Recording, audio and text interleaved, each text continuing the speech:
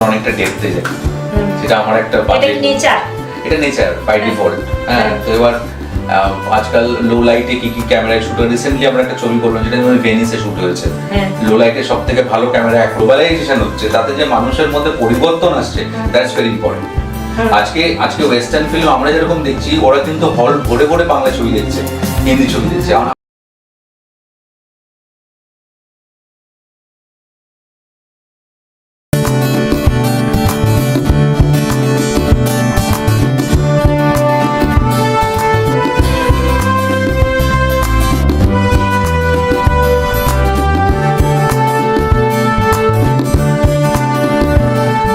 আমরা আজকে গল্পে আড্ডায় কথায় অভিনেতা ঈশানের সঙ্গে এসছি।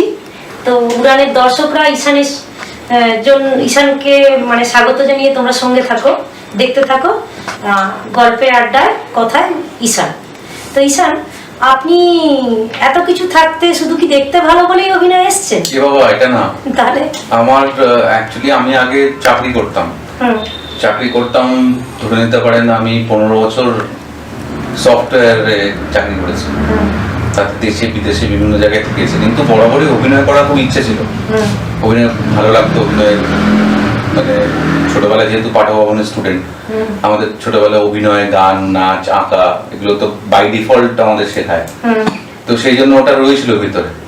তো তারপরে যখন এতদিন বাইরে থাকার পরে, যখন 15 বছর চাকরি করার পরে দেখলাম যে হয়ে গেছে, আর কত চাকরি করবো, 15 বছর তো হয়ে গেল।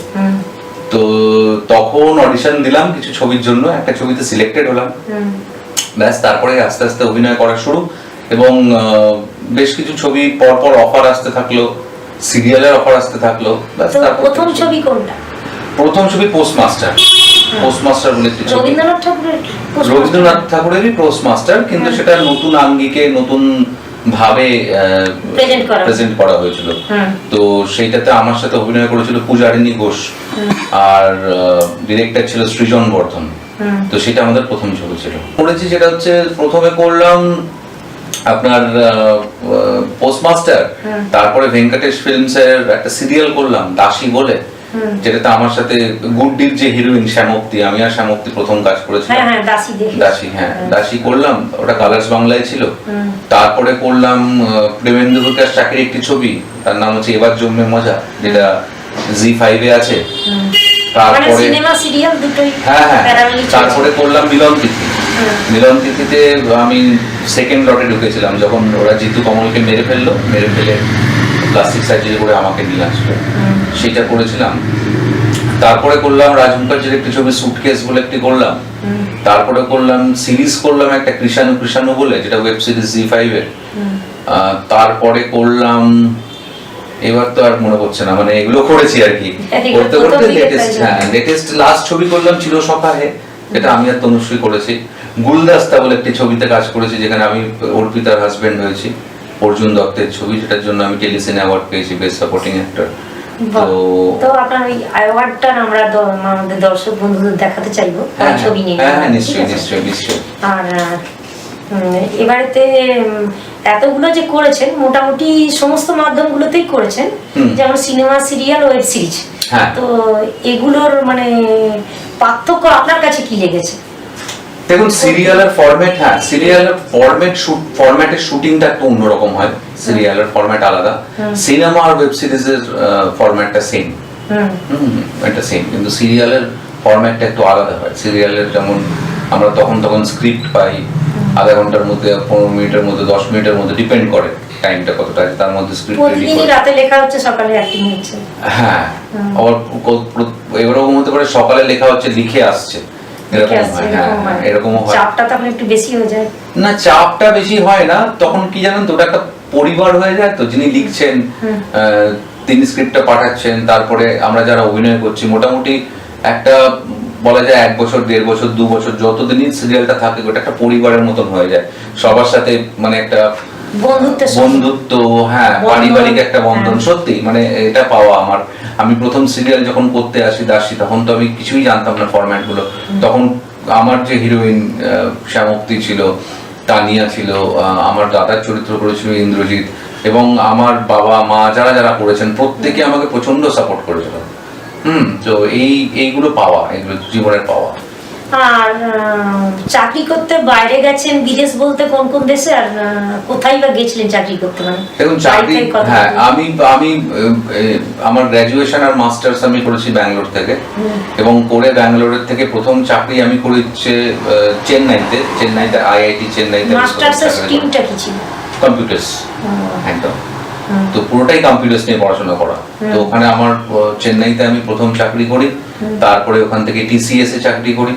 TCS এর পরে আমি চলে যাই অ্যাকসেঞ্চার ব্যাঙ্গালোরে। TCS এ হায়দ্রাবাদে ছিলাম, তারপরে অ্যাকসেঞ্চার ব্যাঙ্গালোরে ছিলাম, তারপরে অ্যাকসেঞ্চার থেকে আমাকে বিদেশে পাঠিয়ে দিচ্ছে।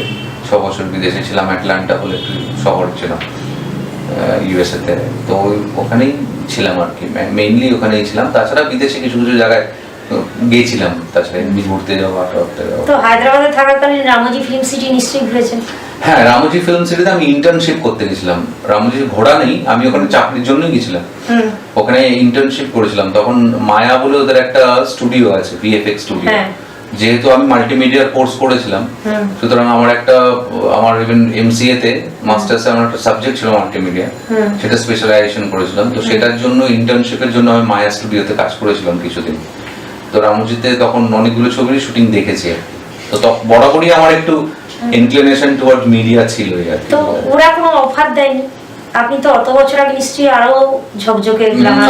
না, ওরা শুধু এমপ্লয়ি হিসেবেই দেখলো, মানে একে দিয়ে যে অভিনয় হতে পারে এই ধরনের? না, ওটা বা কাজের ফাঁকে ফাঁকে তুমি এই রোলটা করে দাও, এই ধরনের কোনো? না, কিছু পাইনি। ওখানে একটা তেলেগু ছবির জন্য বলেছিল আমাকে, একবার বলেছিল, কিন্তু সেই টিমটা খুব একটা ভালো ছিল না। আমি অভিনয় করবো ভাবিনি কখনো। এটা হট করে এলো কেন? এটা হট করে হয়ে গেছে, এটা কপালে টেস্টিং। মানে আমি অ্যাক্সিডেন্টাল অভিনেতা, আমি কখনো ভাবিনি। আমি গান গাইতাম, আমি প্রচুর ছবিতে গান গেয়েছি সাউথে, এবং প্রচুর স্টেজ শো করেছি। আমি তো সাউথের ওদের যে ক্লাসিক্যাল বেস গান, সেটা কি গাইতেন না আধুনিক? আমি সবই গাইতাম, কেননা আমার 15 বছর ক্লাসিক্যাল ট্রেনিং নেওয়া।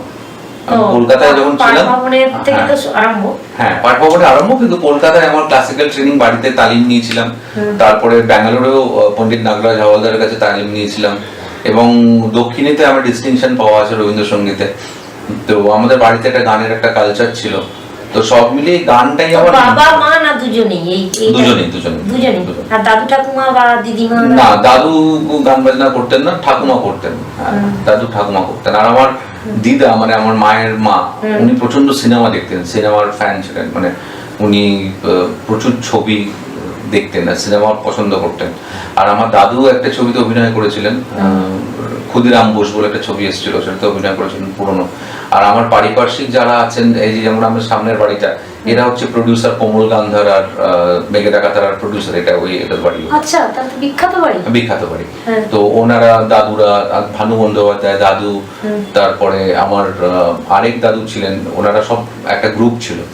আচ্ছা, নাটকের গ্রুপ কি না সিনেমা? নাটকের না, ওরা সিনেমার গ্রুপ। মানে দাদু অভিনয় করতেন না, দাদু একটা ছবিতেই খালি একটুখানি মুখ দেখিয়েছিলেন, বাকি ওনাদের গ্রুপ। সেটা কি ওই বন্ধুরাই ধরে নিয়ে গেছিল যে চিত্রটা করে দেন? ওরাই ধরে নিয়ে গেছিল। হ্যাঁ, আর আমার কাকা যেহেতু সৌম্য মিত্র দলে নাটক করতেন, কাকার বন্ধু ছিলেন হচ্ছে বিশু কাকু, মানে আমাদের রাহুল অরুণোদয়ের বাবা। তো রাহুলের বাবা, আমার কাকা, এদের একটা গ্রুপ ছিল নাটকের। রঙ্গন কাকু, রঙ্গন চক্রবর্তী, এনারা একটা গ্রুপ করতেন। আমি ছোটবেলা থেকে স্টেজে কাকার নাটক, বিশু কাকুর নাটক, এদের নাটকগুলো দেখতাম। তো সেই থেকে একটা হয়তো ভেতরে একটা ইনক্লিনেশন ছিল আর কি। আর দিদিমার জিনটা, দাদুর জিনটা বলছেন? হ্যাঁ, অফকোর্স।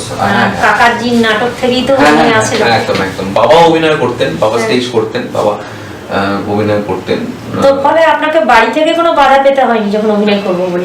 হ্যাঁ, বাধা পেতে হয়েছিল একটুখানি। বাবার একটু চাপ ছিল। বাবা বলেছিল যে না, চাকরিটা স্টেবল ইনকাম, কেন তুমি এত। আর আমি একটা ভালো পজিশনে ছিলাম, বলছিল কেন তুমি ছাড়ছো। TCS এর চাকরি মানে নো ডাউট ভালো পজিশন, আর বিদেশ যাবে। বিদেশ গেছেন। অ্যাকসেঞ্চারে ছিলাম তখন, অ্যাকসেঞ্চারে একটা ভালোই ছিল।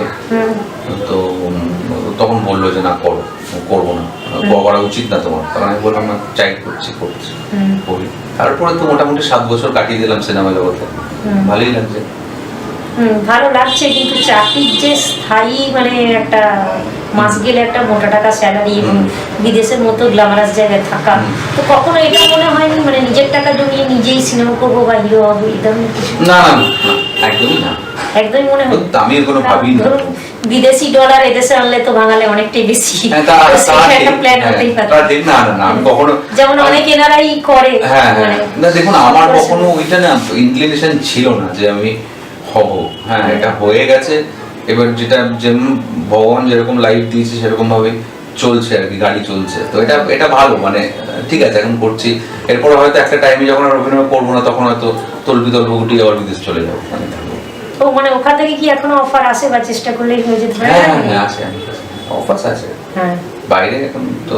এত বছর কাজের অভিজ্ঞতা তো রয়েছে, এত বছর কাজের অভিজ্ঞতা আছে। তাছাড়া আমার নিজের একটা ছোট্ট ফার্ম আছে যেটা আমরা পাইরেসি কন্ট্রোলের কাজ করি, যেটাতে আমার আরেকটা কোম্পানি, আমার একটা ভাগ, একটা কোম্পানির গ্রুপ লন্ডনে কাজ করছে, ওরা করছে, আমি আর আমাদের এখান থেকে কাজ হয় না যে তা না। তো আমার কাছে যে এক্সপিরিয়েন্সেস আছে, আমি চাইলে আবার চেষ্টা করলে আবার হয়তো ফিরে যেতে পারি।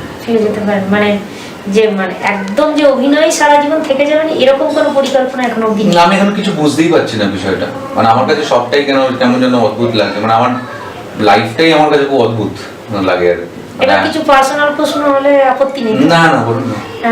যেমন ক ভাই বোন? আমার এক বোন এক ভাই, আমি বড়, আমার এক বোন আছে ব্যাঙ্গালোরে। তো বিয়ে হয়ে গেছে কি? কার?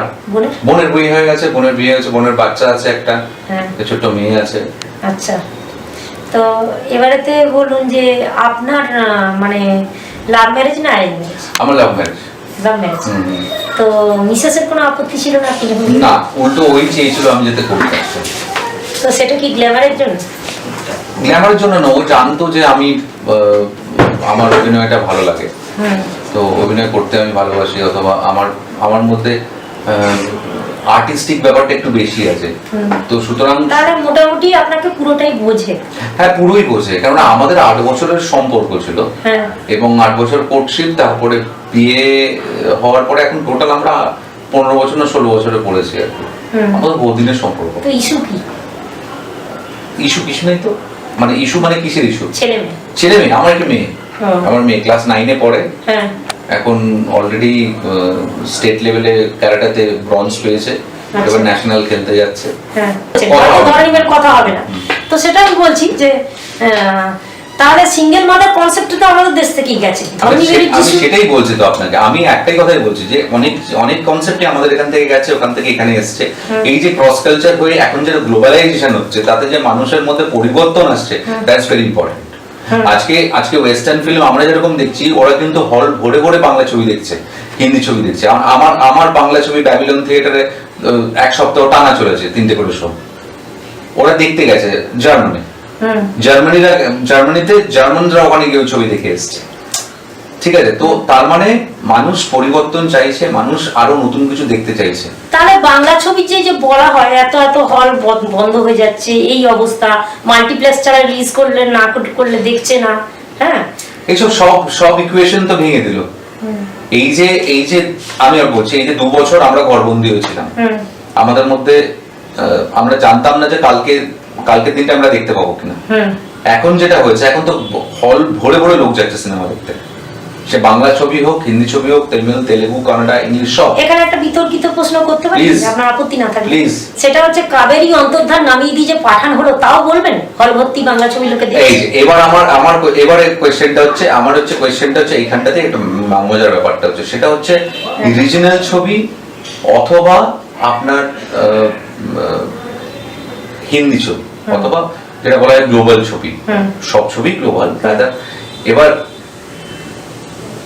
তাহলে বছরে এতগুলো ছবি বানানোর কোনো দরকার নেই। একজন ডিরেক্টর বছরে 5টা-6টা করে ছবি বানায়, সে অনুযায়ী হল নেই। আচ্ছা, হল থাকলেও এবার এটা হচ্ছে এইটাই প্রবলেমটা যেটা হচ্ছে, ধরুন কাবেরী অর্থদার ভালো ছবি, খুবই ভালো ছবি, কৌশিকদার ওয়ান অফ দ্য বেস্ট ছবি বলা যায়, শ্রাবন্তী ফাটিয়ে কাজ করেছে, আমি নিজে দেখেছি ছবিটি। এবার কথা হচ্ছে ওই ফেজে ছবিটি রিলিজ করার তো দরকার ছিল না। আজকে তুমি গ্লোবাল মার্কেটটা না দেখে, আপনি গ্লোবাল মার্কেটটা না দেখে দুম করে একটা রিলিজ ডেট প্ল্যান করে দিলে তো হবে না।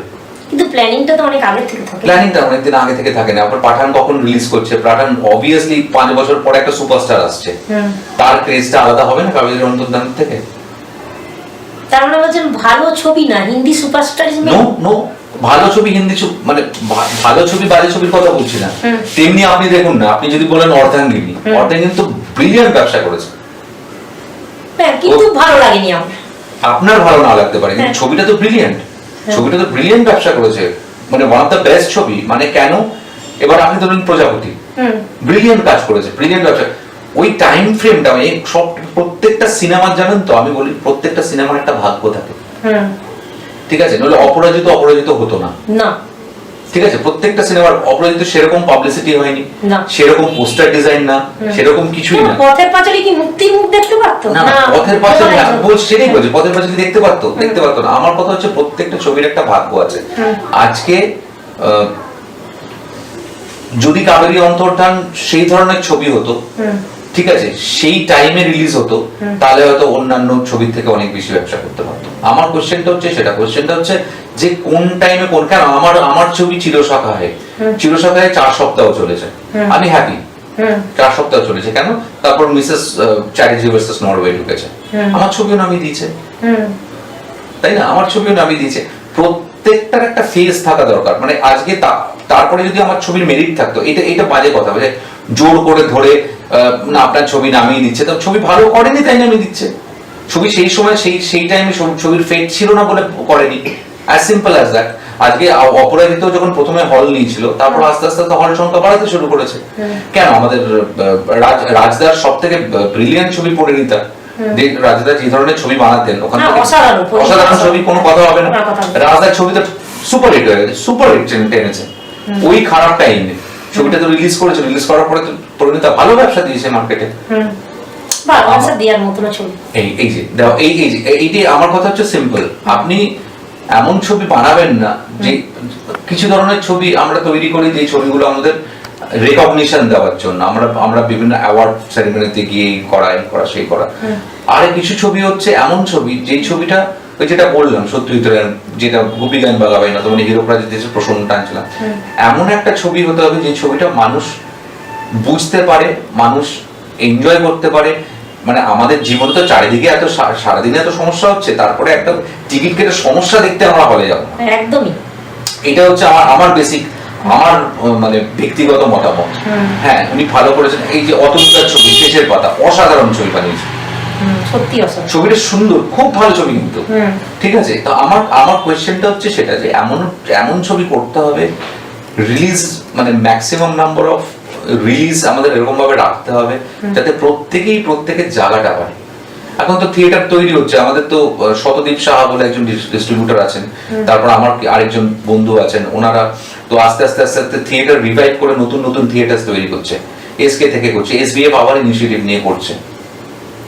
এখানে একটা প্রশ্ন আছে, এই যে অপু ট্রিলজি, এটা যদি পথের পাঁচালী বিদেশে সত্যজিৎ রায় না পাঠাতো, পাঠানোর আগে এদেশের লোক কি বলেছিল, অন্ধকার ছবি, কোনো বক্স আর্টিস্ট নেই, গল্পটা সেরকম নেই, কাশফুল আর রেলগাড়ি আর বাচ্চাদের দেখালে কি ছবি হয়ে গেল, যেই বিদেশে পুরস্কার পেলে অমনি মাথায় তুলে নাচ।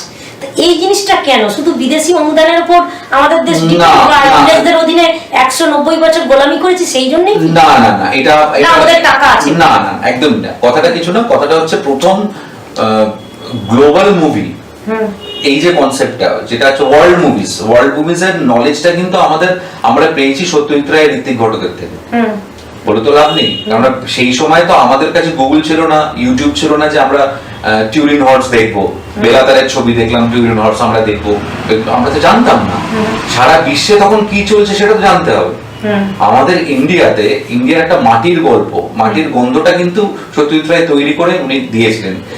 এবং তখনকার কমার্শিয়াল চলচ্চিত্র যেরকম হতো, আর সত্যজিৎ রায় শর্ট টেকিং থেকে শুরু করে যে জিনিসগুলো হতো, যেহেতু উনি তো অ্যাডভার্টাইজিং এর একটা বড় একদম স্তম্ভ ছিলেন, এবং উনি বিদেশি ছবি প্রচুর দেখতেন, উনি গ্লোবাল নলেজটা অনেক বেশি ছিল। তখনকার যদি গুগল থাকতো, ওটা থাকতো, তাহলে তো প্রথম থেকেই অ্যাক্লেম হয়ে যেতেন সত্যজিৎ রায়, ঠিক আছে। আজকে সেই ছবিটি যখন বিদেশে গেল, বিদেশে উনি পাঠিয়ে যখন একটা অ্যাক্লস পাওয়া শুরু করলো, তখন শুধুমাত্র মানুষ বললো না যে ভালো ছবি, মানুষের মধ্যে এই শিক্ষাটা ঢুকলো যে গ্লোবাল সিনেমা কি।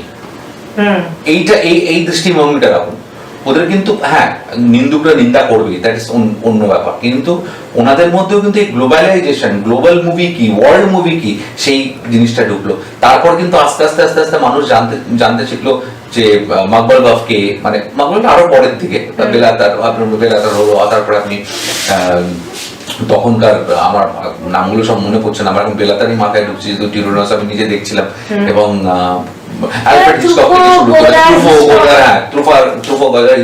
তো বিভিন্ন লোকের স্টাইল, বিভিন্ন স্টাইলাইজেশন, এবং আমাদের স্টাইলাইজেশনটা ওদের ভালো লাগতে শুরু করলো, এটাই তো মজা। তো আরেকটা প্রসঙ্গে আসি, সেটা হচ্ছে ধরুন অনুসন্ধান, অমিতাভ বচ্চন, রাখি গুলজার, উৎপল দত্তের অসাধারণ অভিনয় নেগেটিভ চরিত্রে। তো ওটা বাংলা হলো, বাংলা থেকে এত নাম হলো যে হিন্দি হলো বরসাত কি এক রাত, এবং হিন্দি যত লোক না জানে বাংলাটা অনুসন্ধান তার থেকে বেশি বিখ্যাত। এরকম অনেক সিনেমা আছে যেগুলো আবার মানে বাংলা থেকে নিয়ে সাউথে যেত, এখন বর্তমানে সব সাউথ থেকে নিয়ে বাংলা রিমেক হচ্ছে। এই জিনিসটা কেন আপনার কি মনে হয়? এটা ট্রেন্ড, এটা ট্রেন্ড, মানে আমি আপনাকে বলছি এখন এই যে যিশু সেনগুপ্ত সাউথে যাচ্ছে, হ্যাঁ, কিন্তু সাউথের কটা হিরো বাংলায় আসছে এখন, আর আসলেও তাকে মোটা টাকা দক্ষিণা দিয়ে কিছুক্ষণের জন্য আনন্দ। হ্যাঁ, এবার বিষয়টাতে আসি, বিষয়টা কিছুই না, বিষয়টা সিম্পল।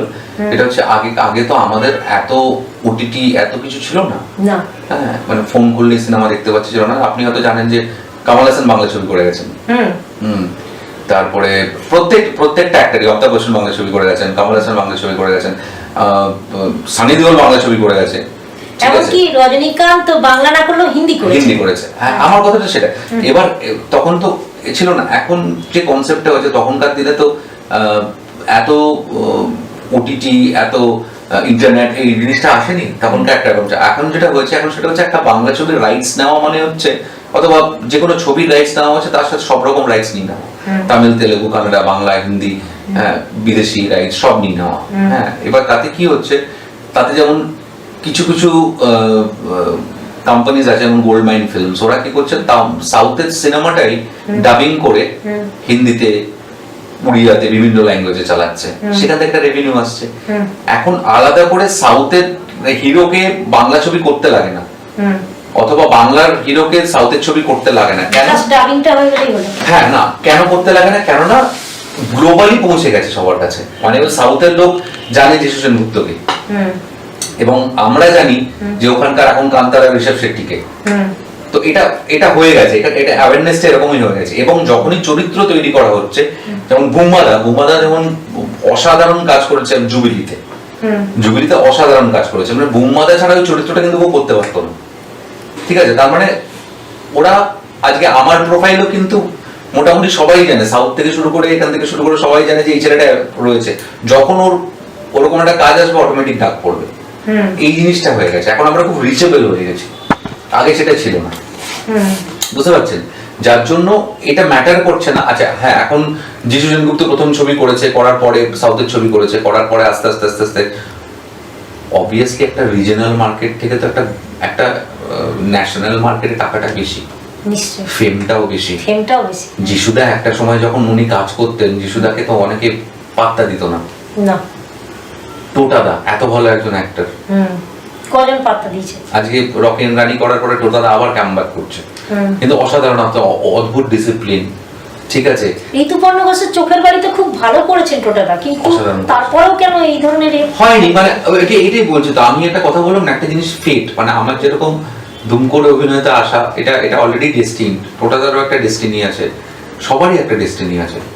এটা নিয়ে কেউ খারাপ, কেউ ভালো, কেউ কাজ করতে দেয়নি, বাংলাতে কাজ করতে দেয়নি, হিন্দিতে লোকেরা পাত্তা দেয়নি, অথবা বাংলায় পাত্তা দেয়নি, এইগুলো ফ্যাক্টর না। ফ্যাক্টরটা হচ্ছে নিজের মতন কাজ করে যাও, অটোমেটিক্যালি তোমার এখানে যেটা লেখা আছে সেটাই হবে, সেটা তোমার থেকে কেউ নিতে পারবে না, সেটা তোমার থেকে কেউ নেই, সেটা হচ্ছে অলমাইটি তোমার karma, whatever you do will come back, that's it.